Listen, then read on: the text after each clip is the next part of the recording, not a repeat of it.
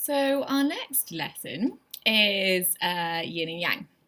So I'm hoping everybody has that idea. They know what I mean with the diagram of the yin and yang, so you've got the light and the dark together with those two little spots either side.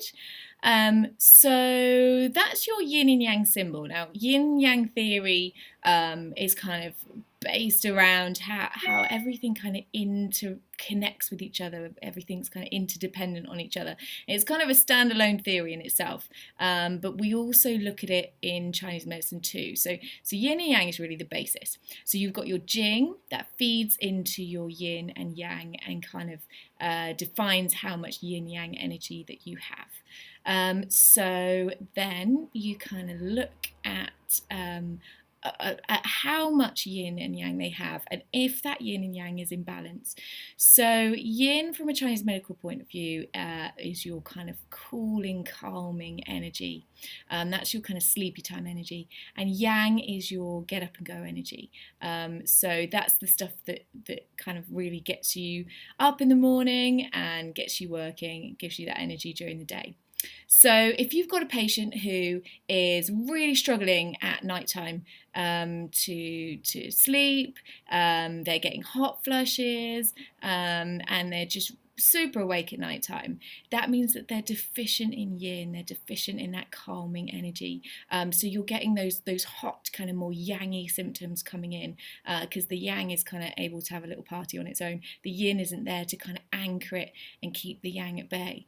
On the flip side, if you've got somebody that just can't get out of bed, really, really tired, deficient in their yang energies, and so the yin has sort of taken prevalence. So that's how they kind of interact with each other. The yang is also kind of linked in with your qi. So qi is that kind of energy that goes through your body, through your channels. And we might come to talk about kind of channels and qi later, because I know a lot of people think channels, qi, all sounds a bit weird, but it's absolutely not. And I believe they've proven channels to exist now with sort of modern CT scans. So, it really is a thing. So you've got your qi, that's kind of based within your yang, that's your energy. And you've got your yin, that is more kind of your fluids. So your blood, all of your other kind of mucus, or anything kind of fluidy is more based in your yin. Okay, so you look at somebody and you think, okay, well, they're not sleeping, they're yin deficient. You then kind of go on and think, okay, so I've got to kind of think about their blood now, the quality of their blood. So if they're deficient in yin, the likelihood is that their blood probably isn't full of nutrients as it should be.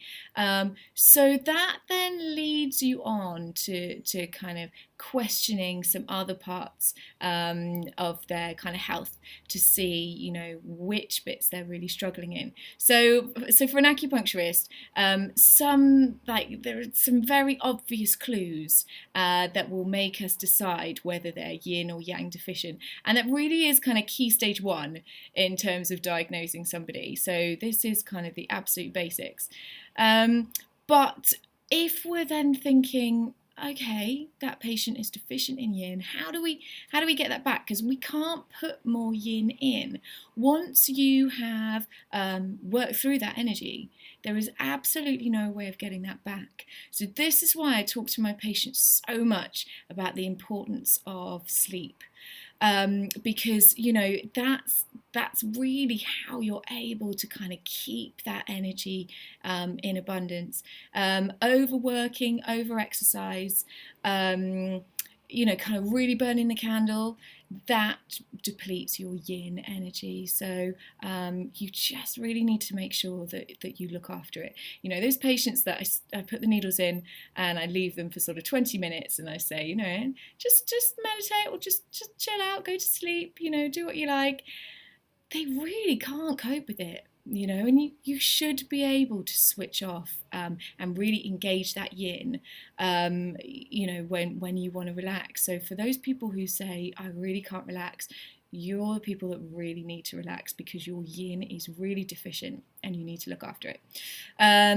Yang deficiency is an interesting one. You can kind of get away with being yang deficient, but when you're entirely yang deficient, that's kind of heart attack territory. Those are the people that really struggle to kind of get up and go. So yin is kind of very easily looked after in terms of lifestyle. Yang is a case of you just need to be able to do that kind of hours exercise a day, look after yourself, keep moving, and that will keep kind of engaging your yang. Okay, so that's how you explain yin and yang from a Chinese medical theory. We'll go on in a second to a few more diagnostics, and we'll talk a little bit about 5-element theory, which is kind of yin yang but blown up into kind of a bigger way of understanding how everything interconnects. So we'll talk about that next.